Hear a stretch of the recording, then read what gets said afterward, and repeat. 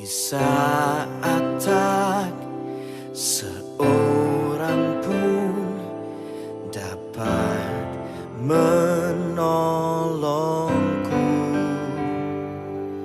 dunia berkata habislah sudah masa depanku.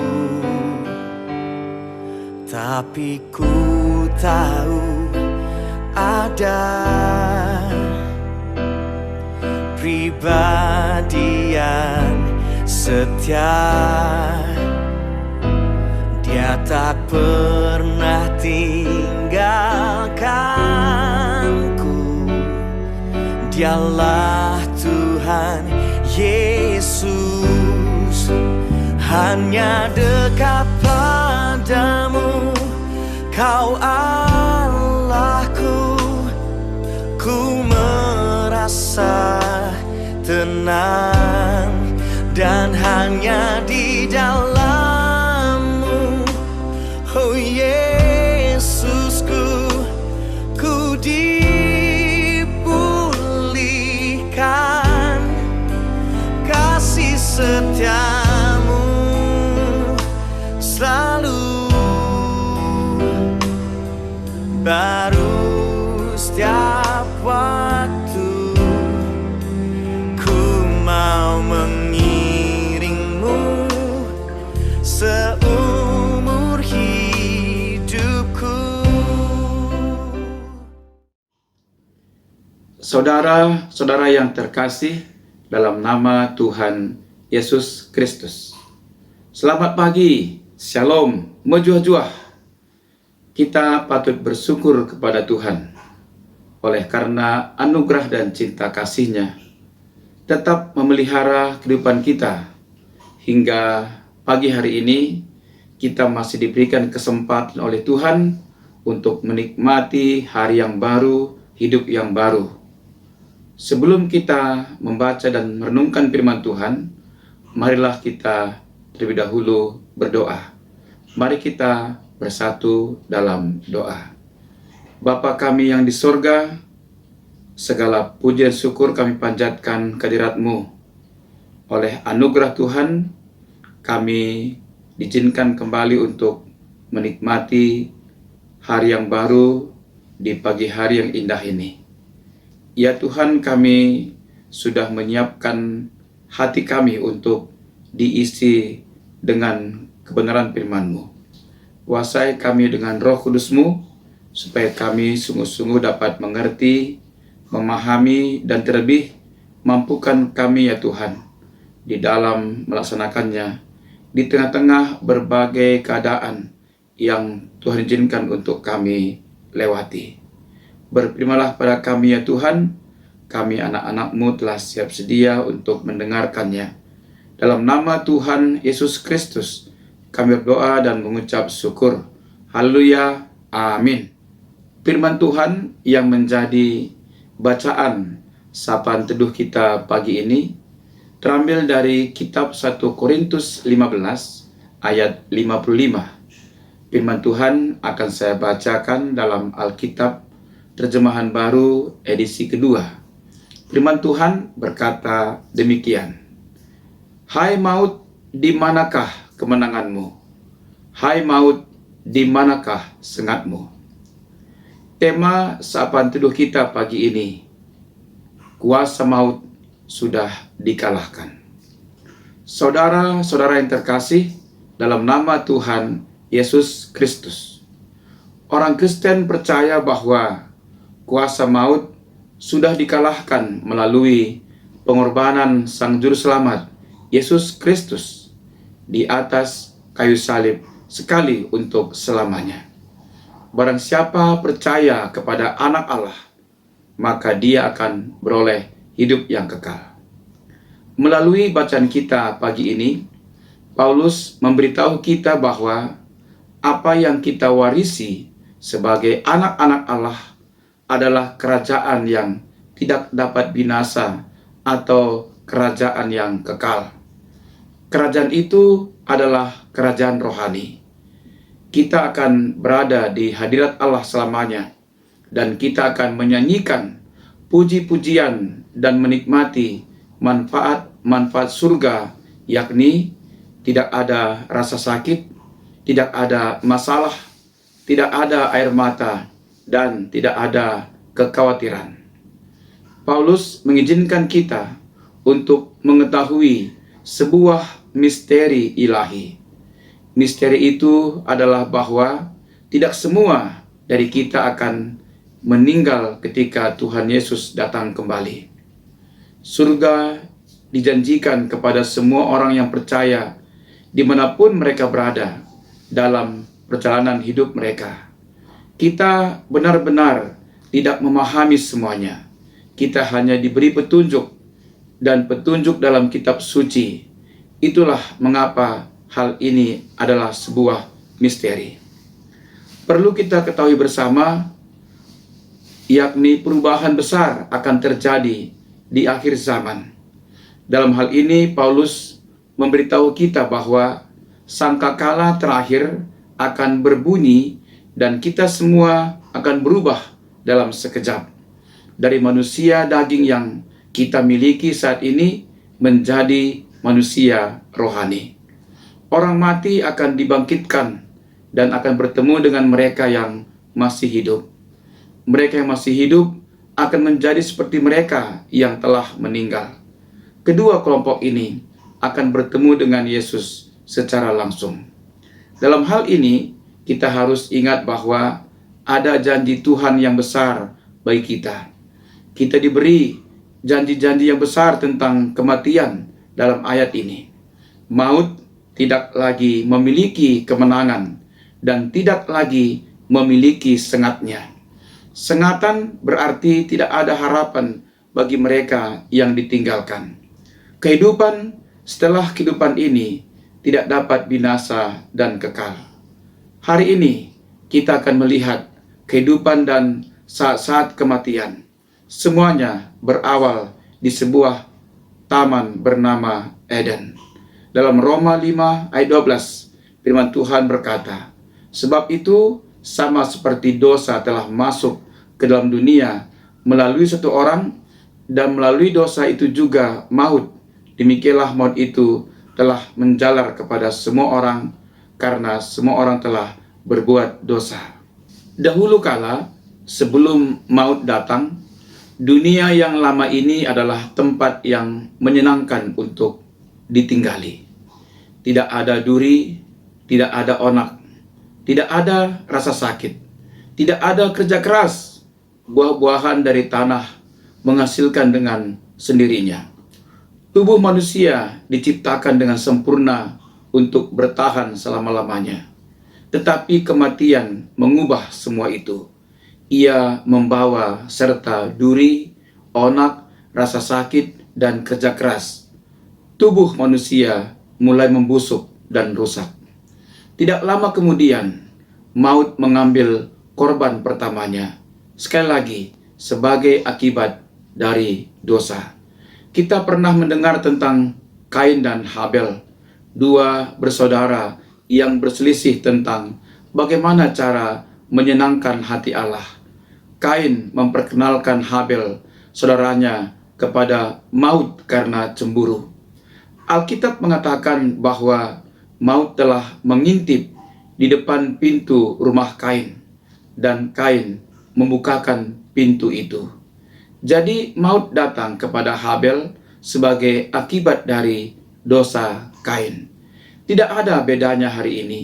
Orang-orang yang tidak bersalah di mana-mana menderita dan mati karena keegoisan orang lain. Kematian adalah konsekuensi dari dosa. Nah, kita lanjutkan dengan melihat kehidupan maut yang panjang dan menarik.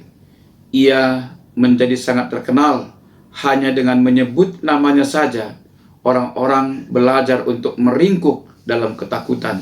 Mereka mulai mencari cara untuk menghindarinya. Sebuah solusi diperlukan untuk membebaskan mereka yang sepanjang hidupnya diperbudak oleh rasa takut dan maut. Selama beberapa waktu, maut telah mencengkram kehidupan manusia. Namun seperti pepatah, Anda tidak dapat menahan orang baik. Hari ketika Yesus bangkit dari kubur adalah hari ketika maut menerima hukumannya, yaitu kematian. Dan kita dapat berkata seperti yang Paulus katakan dengan mengutip Hosea 13 dari Perjanjian Lama. Di manakah, hai maut, kemenanganmu? Di manakah, hai maut, sengatmu? Jadi, apa yang Yesus lakukan untuk mengalahkan maut? Roma 6 ayat 9-11 memberi kita petunjuk. Sebab kita tahu bahwa Kristus telah dibangkitkan dari antara orang mati, dan bahwa maut tidak dapat berkuasa lagi atas dia. Kita lihat, karena dia telah mengalahkan maut sekali, tetapi kemudian dibangkitkan dengan tubuh yang dimuliakan, kekal dan tidak dapat binasa. Dia tidak dapat menderita maut lagi. Jadi, Paulus mengatakan hal ini tentang kehidupan baru Yesus.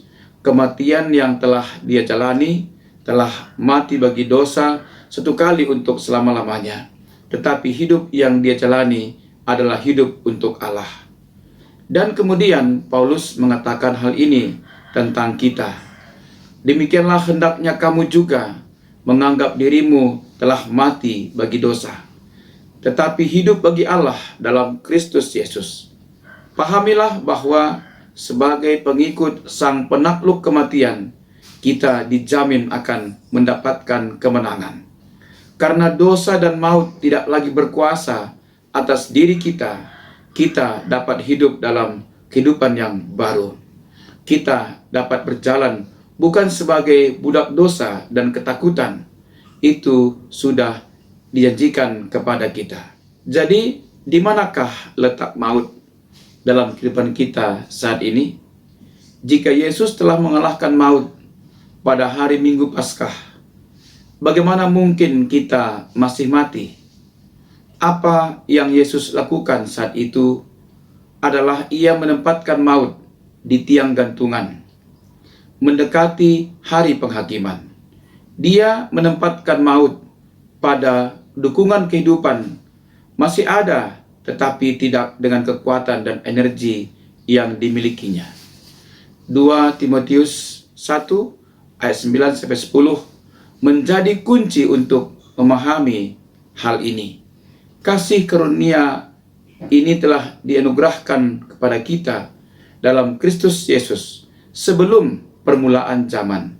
Tetapi sekarang telah dinyatakan dengan penyataan juru selamat kita, yaitu Kristus Yesus, yang telah memusnahkan maut dan yang mendatangkan hidup dan yang tidak dapat binasa oleh Injil. Kata menghancurkan lebih baik diterjemahkan dibuat tidak berguna atau tidak berdaya. Artinya, Yesus telah menghilangkan sengat maut. Dia menghilangkan finalitasnya, kekejamannya, karena sekarang ketika orang percaya mati, ia langsung masuk ke dalam hadirat Allah. Bagi orang percaya, kematian bukanlah sebuah kutukan, melainkan sebuah berkat. Dalam 1 Korintus 15 ayat 26, firman Tuhan berkata demikian. Musuh terakhir yang harus dibinasakan ialah maut. Dan dalam kitab Wahyu 20 ayat 13 juga ditegaskan, lalu maut dan kerajaan maut itu dilemparkan ke dalam lautan api. Lautan api itu adalah kematian yang kedua. Hades adalah tempat orang mati. Hades disebut sebagai kuburan dalam Perjanjian Lama. Artinya ruang tunggu untuk penghakiman terakhir. Jadi kematian dan kubur suatu hari nanti akan ditelan dalam kemenangan. Kemenangan adalah milik Yesus. Dan jika kita adalah milik Yesus, maka kemenangan itu adalah milik kita juga. Jadi bagaimana dengan Anda hari ini? Apakah Anda hidup dalam ketakutan akan maut? Apakah Anda masih menjadi budaknya? Apakah Anda masih menjadi budak dari kubur? Cara hidup lama yang Anda bawa saat Anda datang ke dunia ini? Apakah Anda membutuhkan kehidupan yang baru, sebuah kebangkitan, sebuah awal yang baru? Maukah Anda membiarkan Yesus mengubah hidup Anda? Maukah Anda membiarkan Dia memberi Anda kemenangan atas rasa takut akan kematian? Maukah Anda membiarkan Dia memberi Anda kemenangan atas dosa yang begitu mudah menjerat Anda? Ingatlah, kuasa maut sudah dikalahkan oleh Tuhan kita, Yesus Kristus. Kemenangan adalah milik Yesus. Dan jika kita adalah milik Yesus, maka kemenangan itu adalah milik kita juga. Terpujilah nama Tuhan. Amin. Mari kita bersatu dalam doa. Ya Tuhan, kami sudah mendengarkan kebenaran firman-Mu. Pimpin kami dengan Roh Kudus-Mu, supaya kami sungguh-sungguh memahami bagaimana Tuhan sudah mengalahkan maut, kematian. Dan kami sebagai pengikut Kristus, kami pun akan mengalami kemenangan atas maut. Tuhan yang menyempurnakan firman-Mu di tengah-tengah kehidupan kami. Ya Tuhan, berkati Runggun Palangkaraya dan juga Pos PI Pangkalan Bun. Berkati BPMR, berkati unit-unit pelayanan, berkati seluruh anggota jemaat-Mu, supaya mereka sehati sepikir dalam rangka membangun gereja Tuhan, supaya semakin hari semakin baik. Kiranya rahmat anugerah-Mu memberkati perjalanan kehidupan pelayanan yang dilakukan di tengah-tengah Runggun Palangkaraya dan Pos PI Pangkalan Bun, sehingga nama Tuhan senantiasa ditinggikan. Ya Bapa, kami serahkan hidup kami sepanjang hari ini ke dalam tangan pengasihan-Mu. Roh Kudus-Mu yang membimbing kami semuanya dalam mengerjakan segala tugas dan tanggung jawab kami, sehingga kami dapat mengerjakannya dengan baik, dengan benar, dengan penuh tanggung jawab. Terpujilah Tuhan kekal selama-lamanya. Inilah doa dan permohonan kami yang kami persembahkan dalam satu nama, Yesus Kristus, Tuhan yang sudah mengajar kita berdoa. Mari kita berdoa. Bapa kami yang di sorga, dikuduskanlah nama-Mu. Datanglah kerajaan-Mu, jadilah kehendak-Mu di bumi seperti di sorga. Berikanlah kami pada hari ini makanan kami yang secukupnya, dan ampunilah kami akan kesalahan kami, seperti kami juga mengampuni orang yang bersalah pada kami. Dan janganlah membawa kami ke dalam pencobaan, tetapi lepaskanlah kami daripada yang jahat. Karena Engkau-lah yang punya kerajaan dan kuasa dan kemuliaan sampai selama-lamanya. Amin. Selamat pagi, menjuah-juah. Tuhan Yesus memberkati. Salam.